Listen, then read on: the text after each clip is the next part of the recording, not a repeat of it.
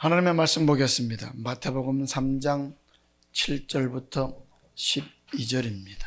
요한이 많은 바리새인과 사두개인이 세례 베푸는데 오는 것을 보고 이르되 독사의 자식들아, 누가 너희를 가르쳐 임박한 진노를 피하라 하더냐. 그러므로 회개에 합당한 열매를 맺고 속으로 아브라함이 우리 조상이라고 생각지 말라. 내가 너희에게 이르노니 하나님이 능히 이 돌들로도 아브라함의 자손이 되게 하시리라. 이미 도끼가 나무 뿌리에 놓였으니 좋은 열매 맺지 아니하는 나무마다 찍혀 불에 던지오리라.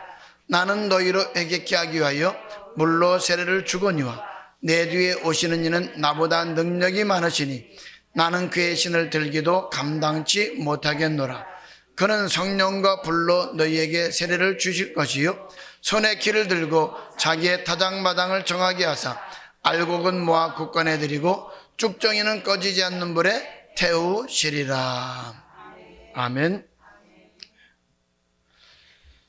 당시의 바리새인과 서기관들은 종교 지도자들로서 자기들은 천국에 간다라고 생각을 했습니다.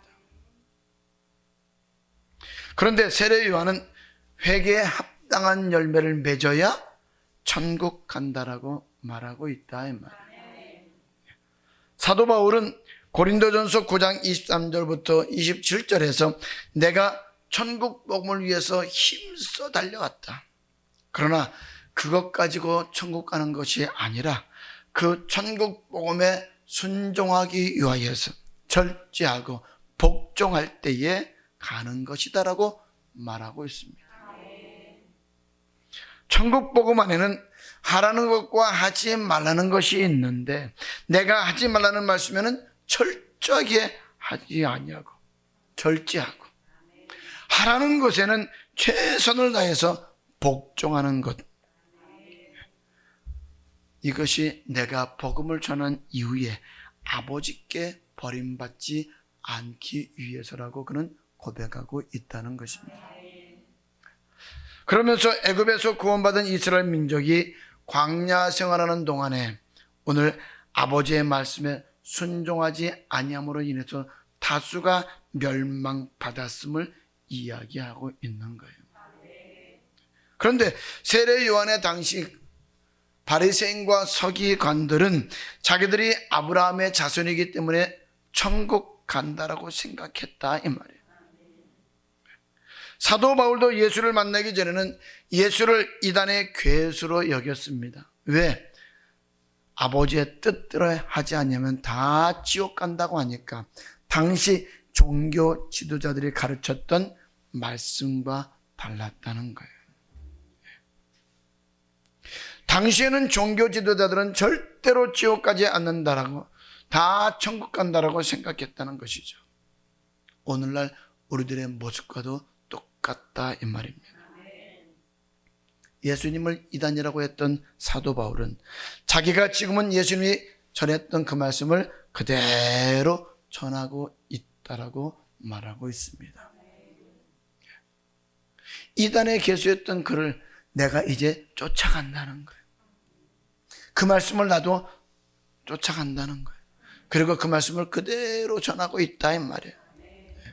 사도행전 24장 14절 15절입니다. 그러나 이것을 당신께 고백하리이다.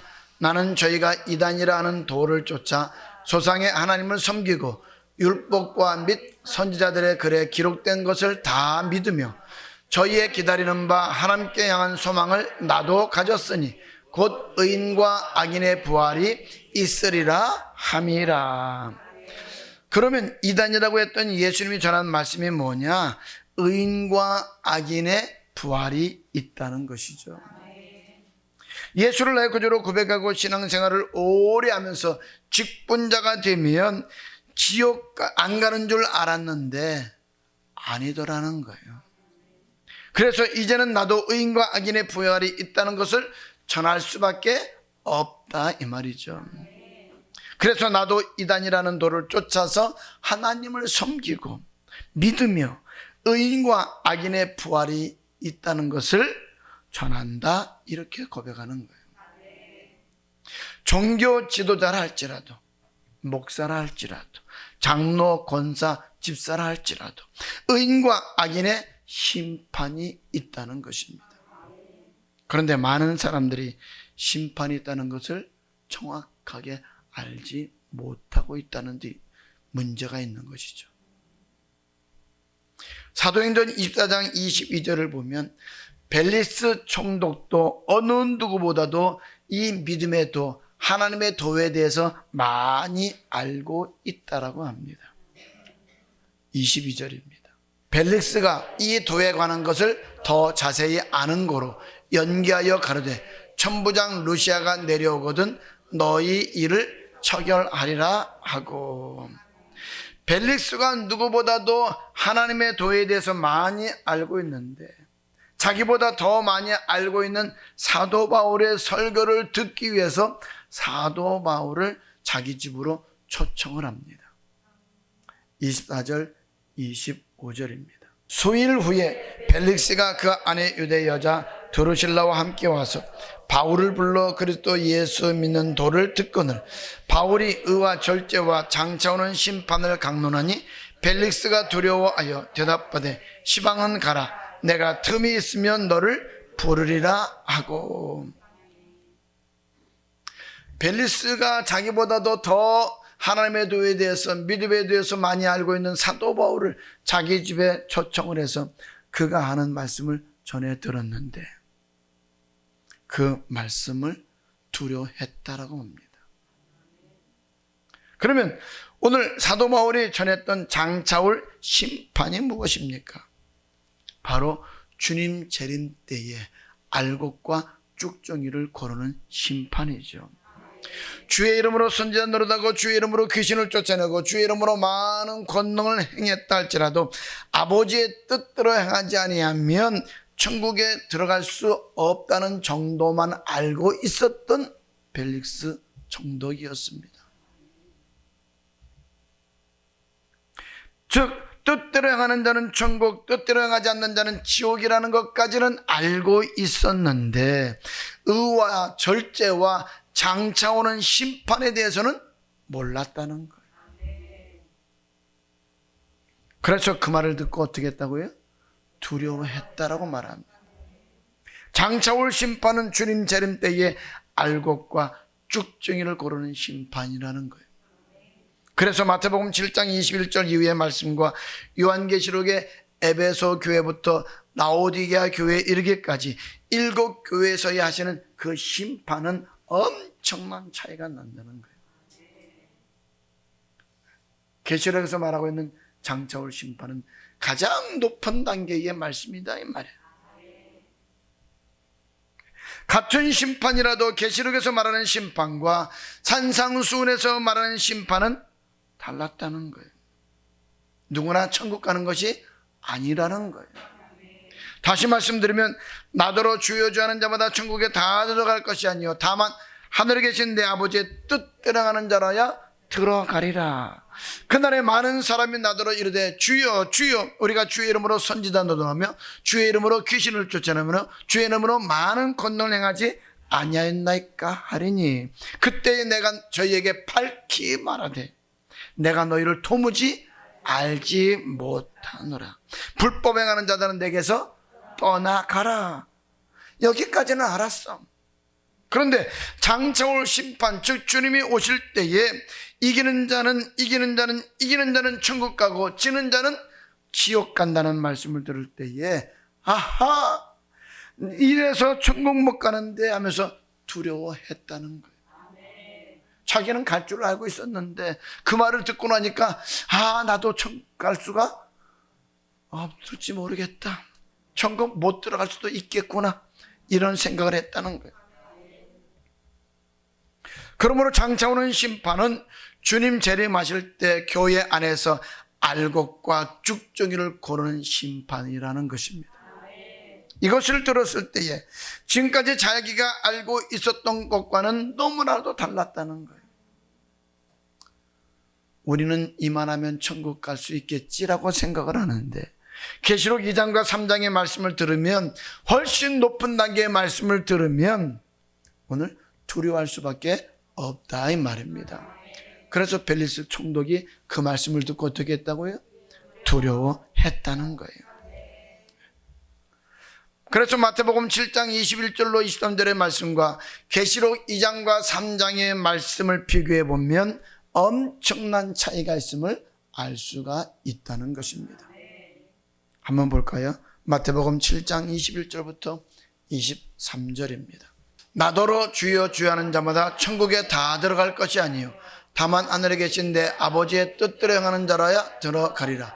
그날에 많은 사람이 나더러 이르되 주여 주여 우리가 주의 이름으로 선지자로다며 주의 이름으로 귀신을 쫓아내며 주의 이름으로 많은 권능을 행치 아니하나이까 하리니 그때에 내가 저희에게 밝히 말하되 내가 너희를 도무지 알지 못하니 불법을 행하는 자들아 내게서 떠나가라 하리라. 많은 사람들이 주의 이름을 부르며 신앙생활을 하기 때문에 천국 간다라고 생각한다 이 말이에요. 그런데 성경은 아니라는 거죠. 벨리스 총독도 이 정도는 알고 있었는데 사도 바울의 설교를 듣고 나니까 자기가 알고 있는 심판보다도 훨씬 더 높은 단계의 심판을 설명하더라는 거예요. 사도행전 24장 24절과 25절입니다. 수일 후에 벨릭스가 그 아내 유대 여자 드루실라와 함께 와서 바울을 불러 그리스도 예수 믿는 도를 듣거늘 바울이 의와 절제와 장차 오는 심판을 강론하니 벨릭스가 두려워하여 대답하되 시방은 가라 내가 틈이 있으면 너를 부르리라 하고 장차 올 심판에 대해서 강론을 했다는 그분의 동그라미 치세요. 이것을 설명했다는 거예요. 무엇을 설명했다고요? 장차 올 심판에 대해서 설명했다. 이 말씀은 히브리서 6장 1절과 2절의 말씀과 동일한 말씀입니다. 먼저 히브리서 5장 12절에 뭐라고 말씀하고 있어요? 너희는 하나님의 말씀에 대해서 아직 초보밖에 모르고 있구나 이렇게 말하고 있는 거예요. 신앙생활을 오랫동안 한 너희가 하나님의 말씀에 대해서 마땅히 선생이 되어야 되는데 아직도 초보 신앙생활하는 사람과 같다는 거예요. 어린아이와 같은 초보 신앙이 어떻게 단단한 식물을 먹을 수가 있느냐는 거예요. 다시 말하면 신앙생활의 초보가 어떻게 높은 단계의 단단한 말씀을 알 수가 있느냐는 거예요. 히브리서 5장 12절부터 14절입니다. 때가 오래므로 너희가 마땅히 선생이 될 터인데 너희가 다시 하나님의 말씀의 초보가 무엇인지 누구에게 가르침을 받아야 할 것이니 젖이나 먹고 단단한 식물을 못 먹을 자가 되었도다. 대저 젖을 먹는 자마다 어린 아이니 의의 말씀을 경험하지 못한 자요 단단한 식물은 장성한 자의 것이니 저희는 지각을 사용함으로 연단을 받아 선악을 분별하는 자들이니라. 선악을 분별하는 자들은 의인과 악인의 부활, 곧 선을 행한 사람은 생명의 부활로 악을 행한 사람은 심판의 부활로 나오는 것을 말하고 있는 거죠. 이것은 마태복음 7장 21절에 나더러 주여 주여 하는 자마다 천국에 다 들어갈 것이 아니요 다만 하늘에 계신 내 아버지의 뜻대로 행하는 자라야 들어간다는 심판과 더 자세하게 설명하고 있는 말씀이다 이 말이에요. 그래서 오늘 마태복음 7장의 말씀과 계시록의 말씀과는 차이가 있다는 거예요. 다시 히브리서 6장 1절과 2절입니다. 그러므로 우리가 그리스도 도의 초보를 버리고 죽은 행실을 회개함과 하나님께 대한 신앙과 세례들과 안수와 죽은 자의 부활과 영원한 심판에 관한 교훈의 터를 다시 닦지 말고 완전한 데 나아갈지니라. 영원한 심판에 대한 교훈입니다. 그때그때 심판하는 것과 영원한 심판은 다르다는 거예요. 영원한 심판은 천국 가느냐 지옥 가느냐 하는 심판이죠. 이것을 사도 바울은 누구에게 전했다고요? 벨릭스 총독에게 전했다는 거예요. 누구보다도 하나님의 도에 대해서 잘 알고 있는 벨릭스 총독에게 장차 오는 심판에 대해서 강론했다는 거예요.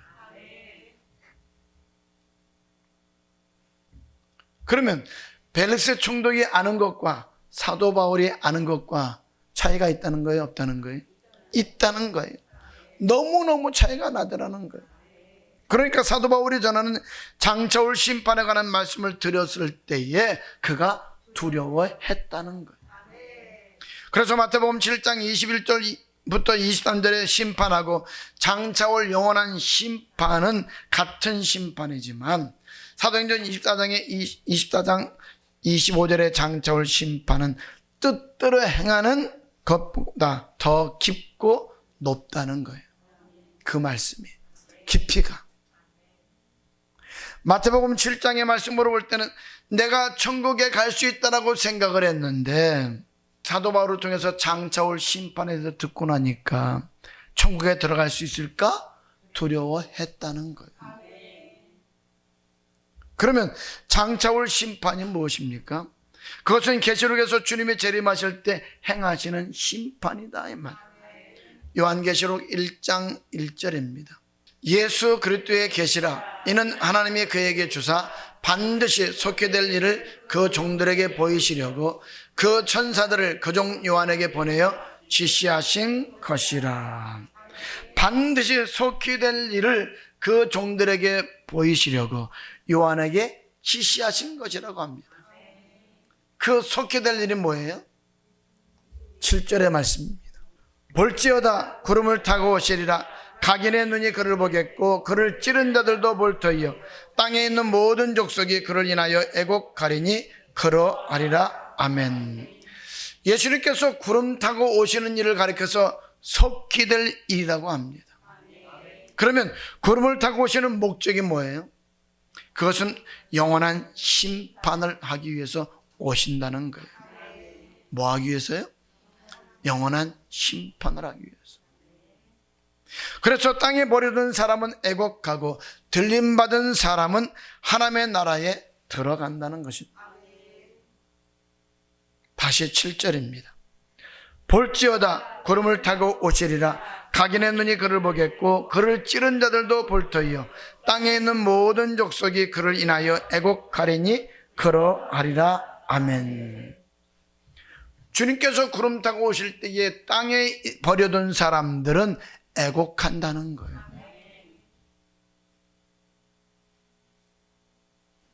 그러나 마태복음 24장 29절 이후에 보게 되어지면 그날 환난 후에 즉시 해가 어두워지며 달이 빛을 내지 않으며 별들이 하늘에서 떨어지며 하늘의 권능들이 흔들리리라. 그때의 인자의 징조가 어디에서? 하늘에서 보이겠고 그때의 땅의 모든 족속들이 통곡하며 그들이 인자가 구름을 타고 능력과 큰 영광으로 오는 것을 보리라. 저가 큰 나팔 소리와 함께 천사들을 보내리니 저희가 그 택하신 자들을 하늘의 끝에서 저 끝까지 사방에서 모으리라라고 말씀합니다. 그래서 마태복음 24장에서는 들림받은 사람을, 계시록 1장에서는 버려둔 사람을 말하고 있는 겁니다. 들림받은 사람은 주님과 함께 하나님의 나라에 그 영광에 참여하게 되어지고, 버려둔 사람은 뭐 한다고요? 애곡하게 된다는 거예요. 이것을 계시록 14장에서는 그대로 기록하고 있는 거예요. 계시록 14장 20절입니다. 14절부터 20절까지 보겠습니다. 또 내가 보니 흰 구름이 있고 구름 위에 사람의 아들과 같은 이가 앉았는데 그 머리에는 금 면류관이 있고 그 손에는 이한 낫을 가졌더라. 또 다른 천사가 성전으로부터 나와 구름 위에 앉은 이를 향하여 큰 음성으로 외쳐 가로되 내 낫을 이들로 거두라. 거둘 때가 이르러 땅의 곡식이 다 익었음이로다 하니 구름 위에 앉으신 이가 낫을 땅에 이두르매 곡식이 거두어지니라. 자, 여기까지의 말씀은 알곡된 사람들, 들림받는 사람들에 대해서 기록하고 있다 이 말이에요. 17절부터 또 다른 천사가 하늘에 있는 성전에서 나오는데 또한 이한낫을 가졌더라. 또 불을 다스리는 다른 천사가 제단으로부터 나와 이한낫 가진 자를 향하여 큰 음성으로 불러 가로되 내 이한낫을 이들로 땅에 포도송이를 거두라. 그 포도가 익었느니라 하더라. 천사가 낫을 땅에 이들로 땅에 포도를 거두어 하나님의 진노의 큰 포도들에 던짐에 성 밖에서 그 틀이 밟히니 틀에서 피가 나서 말굴레까지 닿았고 1600 스타디온에 퍼졌더라. 깨닫지 못했다는 것은 말씀을 들었는데 뺏겼다 이 말이에요. 자, 그러면 오늘 이 말은 무슨 말이냐면 포도송이는 버려둠을 당하는 자를 표현하고 있는 거죠. 곡간에 들어가지 못하고 포도주 틀에 던져져서 지근지근 밟히게 된다 이 말이에요. 이것을 가리켜서 주님 재림하실 때 들림받은 사람과 버려둠을 당한 사람을 이야기하고 있는 거예요. 14절부터 16절은 들림받은 사람, 17절부터 20절은 버림받은 사람이 되었어요. 버려둠을 당하는 사람들.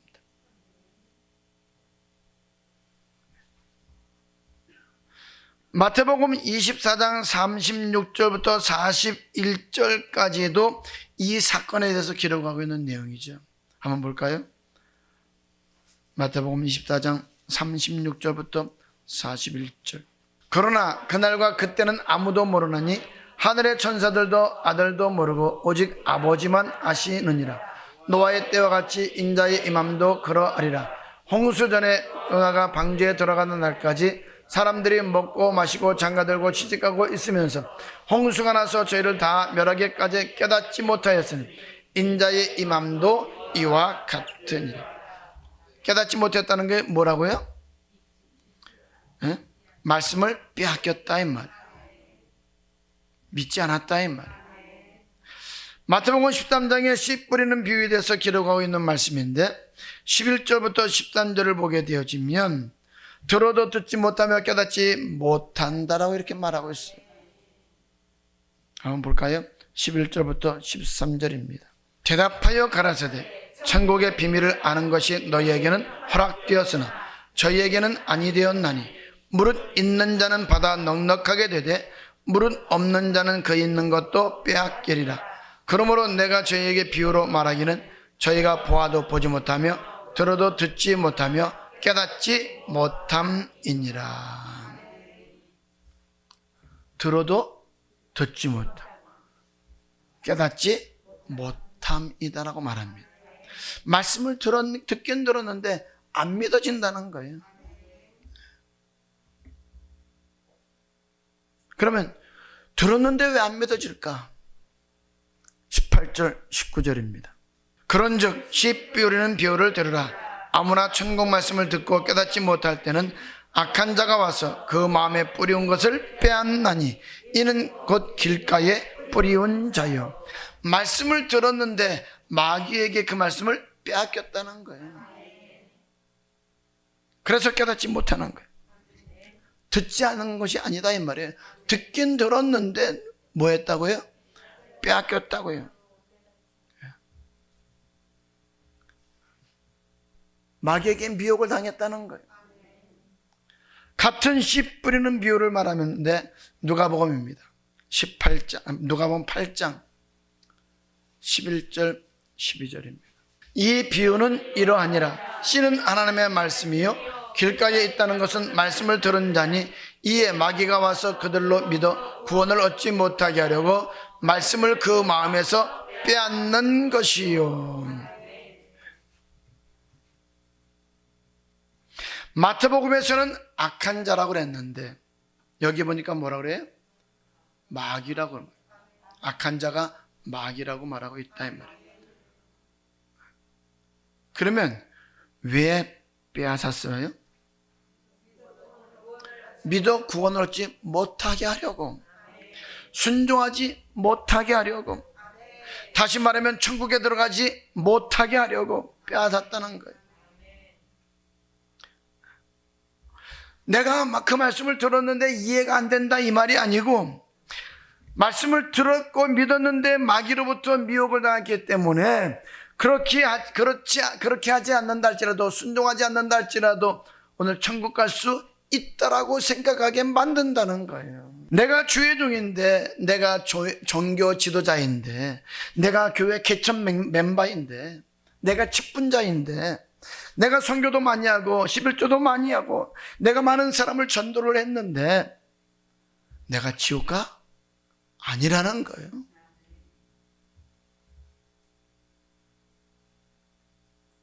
그래서 많은 사람들이 뭐라 그런다고요? 나는 반드시 천국 간다라고 얘기한다 이 말이에요.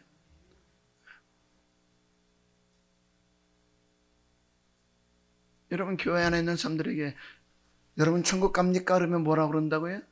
아멘 한다자. 그러면 다 가요?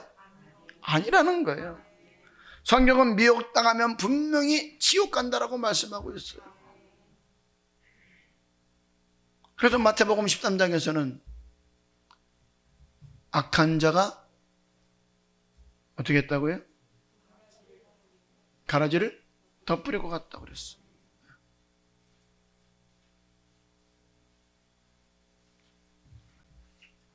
여러분, 미혹당하면 지옥 가는 거예요. 다시 마태복음 24장 39절부터 41절 봅니다. 홍수가 나서 저희를 다 멸하기까지 깨닫지 못하였으니 인자의 임함도 이와 같으리라.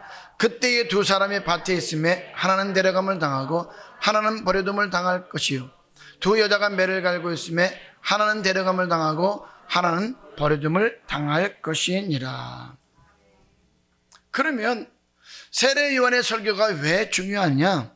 바로 알곡과 쭉정이를 고를 때 노아의 때와 같이 인자의 임함도 그와 같다라고 말씀하신 것처럼 회개에 합당한 열매를 맺지 않는다면 주님께서 재림하실 때에 손에 키를 들고 자기의 타작마당을 정하게 하사 알곡은 모아 곳간에 들이고 쭉정이는 꺼지지 않는 불에 던진다 이 말이에요.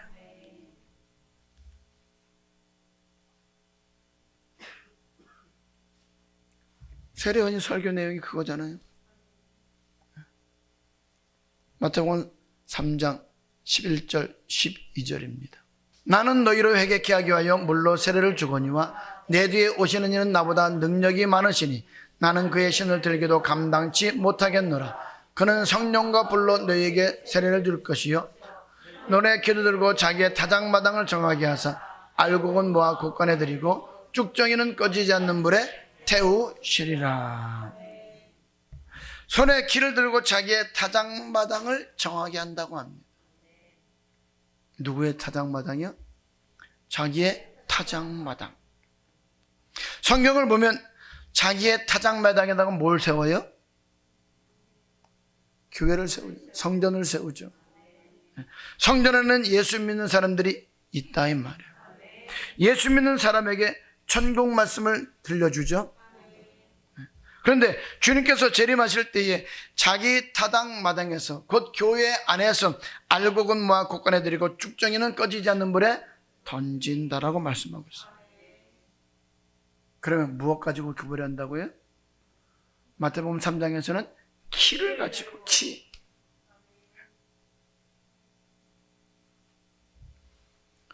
여러분, 퀴즈를 해보셨잖아요. 퀴즈를 해본 분들은 안다 이 말이에요. 퀴즈를 하면 어떻게 된다고요? 알곡은 자꾸 안으로 들어오고 쭉정이는 바람에 자꾸 날아가 버리는 거예요. 그래서 퀴즈는 환난을 의미합니다. 구약은 물이 나는 환난을 통해서, 신약은 불같은 환난을 통해서 알곡과 쭉정이를 고른다는 것입니다.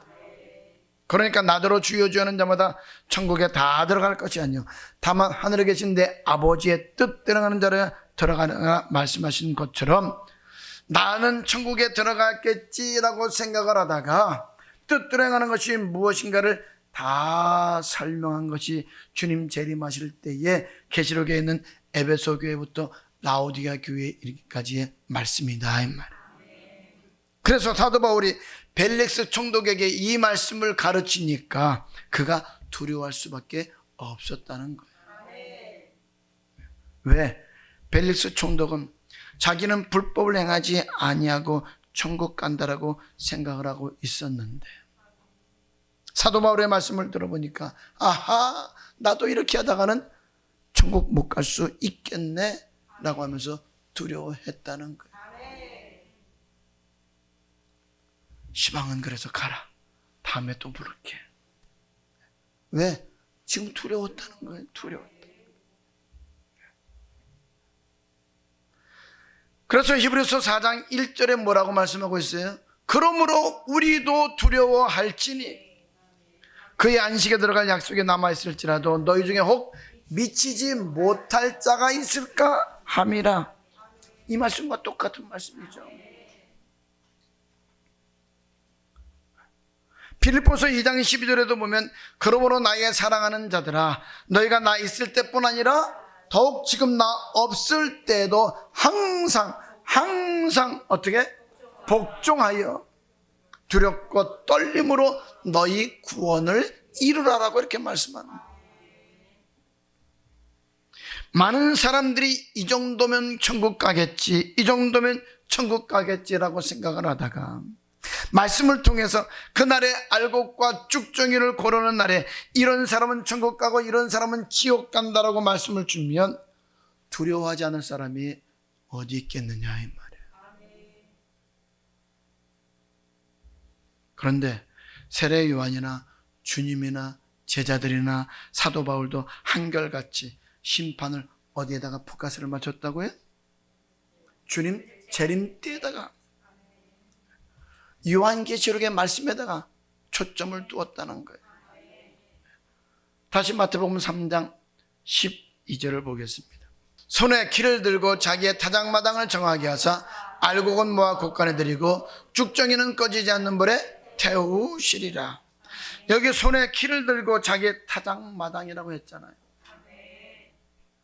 구약은 물로 심판을 했습니다. 그런데 신약은 불심판이다 이 말이에요. 베드로후서 3장 3절부터 7절을 보겠습니다. 먼저 이것을 알지니 말세에 기롱하는 자들이 와서 자기의 정욕을 쫓아 행하며 기롱하여 가로되 주의 강림하신다는 약속이 어디 있느냐. 조상들이 잔으로부터 만물이 처음 창조할 때와 같이 그냥 있다 하니 이는 하늘이 옛적부터 있는 것과 땅이 물에서 나와 물로 성립한 것도 하나님의 말씀으로 된 것을 저희가 부러 잊으려 함이로다. 이로 말미암아 그때 세상은 물에 넘침으로 멸망하였으되 이제 하늘과 땅은 그 동일한 말씀으로 불사르기 위하여 간수하신 바 되어 경건치 아니한 사람들의 심판과 멸망의 날까지 보존하여 두신 것이니라. 오늘 구약에 물심판한 것과 같이 동일한 말씀으로 불사르기 위하여 환난의 때는 진짜 하늘에서 불이 내리고 땅에서 불이 내리고 예수 믿는 사람에게 불같은 환난이 있을 것이다 이 말이에요. 손에 키를 든다는 것은 주님 재림하실 때에 환난을 이긴 사람은 천국 가고 환난을 이기지 못한 사람은 지옥 간다는 것을 말하는 거예요. 왜? 기절할 때 알곡은 자꾸 어떻게? 안으로 쭉정이는 밖으로 바람에 날려서 날아가 버린다 이 말이에요. 예?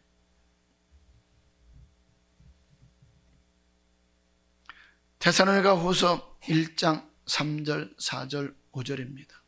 형제들아 우리가 너희를 위하여 항상 하나님께 감사할지니 이것이 당연하면 너희 믿음이 더욱 자라고 너희가 다 각기 서로 사랑함이 풍성함이며 그리고 너희의 참는 모든 핍박과 환난 중에서 너희 인내와 믿음을 인하여 하나님의 여러 교회에서 우리가 친히 자랑함이라. 이는 하나님의 공의로운 심판의 표요 너희로 하여금 하나님의 나라에 합당한 자로 여기심을 얻게 하려 함이니 그 나라를 위하여 너희가 또한 고난을 받으리니.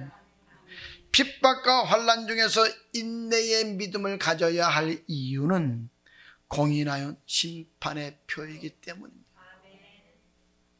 그래서 환난을 통해서 알곡과 쭉정이를 고른다는 거예요. 주님 재림하실 때 들림받는 사람이 누구예요? 바로 환난을 이기는 자들이다 이 말이에요. 그래서 마태복음 24장, 마가복음 13장, 누가복음 21장에 주의 임하심의 세상 끝에는, 주의 임하심과 세상 끝에는 어떤 징조가 있는지 이야기하고 계시는 거예요. 그 내용 가운데 마지막에 주님 재림하실 때는 세상 끝이 온다. 세상 끝에는 예수 믿는 사람들을 다 죽이는 환란이 오는데, 그때에 짐승의 우상에게 절하지 아니하고 666표를 받지 아니하고 끝까지 예수 이름을 시인하면 못배임을 당하게 된다. 그때 끝까지 이기는 자가 들림 받는다는 거예요. 그리고 끝까지 이기지 못하고 짐승과 그의 우상에게 경배하고 666표를 받는 자는 지옥 간다는 말입니다. 요한계시록 14장 9절부터 11절입니다. 또 다른 천사 곧 셋째가 그 뒤를 따라 큰 음성으로 가로되 만일 누구든지 짐승과 그의 우상에게 경배하고 이마에나 손에 표를 받으면 그도 하나님의 진노의 포도주를 마시리니 그 진노의 잔에 섞인 것이 없이 부은 포도주라. 거룩한 천사들 앞과 어린 양 앞에서 불과 유황으로 고난을 받으리니 그 고난의 연기가 세세토록 올라가리로다. 짐승과 그의 우상에게 경배하고 그 이름의 표를 받는 자는 누구든지 밤낮 쉼을 얻지 못하리라 하더라. 짐승과 그의 우상에게 경배하고 666표를 받게 되어지면 영원토록 불과 유황으로 밤낮 쉼을 얻지 못하게 되고 영원토록 고난을 받는다는 거예요. 그러나 끝까지 견디고 이기는 자는 15장 2절에 이렇게 말씀을 하고 있죠. 15장 2절입니다. 또 내가 보니 불이 섞인 유리바다 같은 것이 있고 짐승과 그의 우상과 그의 이름의 수를 이기고 벗어난 자들이 유리바닷가에 서서 하나님의 검은고를 가지고, 그의 이름의 수를 이기고 벗어난 자들은 666표를 받지 아니함으로 인해서 매매도 못하고 궁핍을 당하는 그러한 속에서 끝까지 예수의 이름을 신한 자들이다 이 말이에요. 그 사람들은 어떻게 된 거예요? 굶어 죽든지 목뱀을 당해서 죽든지 한다는 거죠. 다시 2절부터 4절까지 계속 봅니다. 또 내가 보니 불이 섞인 유리바다 같은 것이 있고 짐승과 그의 우상과 그의 이름의 수를 이기고 벗어난 자들이 유리바닷가에 서서 하나님의 검은고를 가지고 하나님의 종 모세의 노래 어린 양의 노래를 불러 가로되 주 하나님 곧 전능하신 이시여 하시는 일이 크고 기이하시도다. 만국의 왕이시여 주의 길이 의롭고 참되시도다. 주여 누가 주의 이름을 두려워하지 아니하며 영원롭게 하지 아니하오리까. 오직 주만 거룩하시니이다. 주의 의로우신 일이 나타났음에 만국이 와서 주께 경배하리이다 하더라. 마태복음의 산상수에서는 뜻대로 행하는 자는 천국, 불법을 행하는 자들은 지옥이라고 그랬지만 이보다도 더 상세하게 계시록에서는 이기는 자들, 에서버두 사빌라 아시아 7교회를 통해서 이기는 자들은 이렇게 살아야 한다는 것을 설명하고 있다 이 말이에요. 그런 자들이 뜻대로 행하는 자들이고 그런 자들이 천국에 들어간다는 거예요. 다시 말하면 이 7교회 가운데서 하나라도 잘못하면 지옥 간다는 말입니다. 7교회에서 기록하고 있는 모든 것들을 다 지켜 행해야 된다는 말이죠. 얼마나 두려운 말입니까? 그래서 벨리스 총독은 다른 사람들보다도 하나님의 도에 대해서 더 많이 알고 있었는데도 자기보다도 더 많이 알고 있는 사도 바울의 그 말씀을 듣고 나니까, 장차 올 심판에 대해서 듣고 나니까 그 말씀을 두려워했다는 거예요. 그런데 마태복음 3장 11절과 12절의 심판론은 그때 심판을 기록한 것이 아니라 마지막 때의 심판에 관한 말씀을 기록해 놓은 말씀이라는 것이죠. 그래서 우리 믿음 전체가 어디에다가 포커스를 맞춰 살아가야 된다고요? 네? 주님 재림하실 때에다가 포커스를 맞추고 살아가야 됩니다. 그것이 마태복음 9장 35절 이후에 12제자를 택한 목적과 누가복음 10장에 70인을 택한 목적이 추수할 사람은 많은데 추수할 일꾼이 적다는 거예요. 없다는 거예요. 그래서 추수할 일꾼을 보내주소서라고 하라 이 말이에요. 다시 말하면 주마줄 종도들은 많은데 주마줄 준비시키는 종들이 없다는 거예요. 그래서 주마줄 준비시킬 수 있는 종들을 보내달라고 하는 거예요. 여러분, 그래서 목사는요, 오늘 이 여러분의 믿음들을 어디에다가 포커스를 맞춰서 요한계시록 주님 재림하실 때를 포커스로 맞춰서 주마줄 성도들로 준비시켜야 된다 이 말이에요. 우리가 다른 사람들보다도 말씀을 더 많이 알고 있다고 해서 오늘 괜찮나? 아니라는 거죠.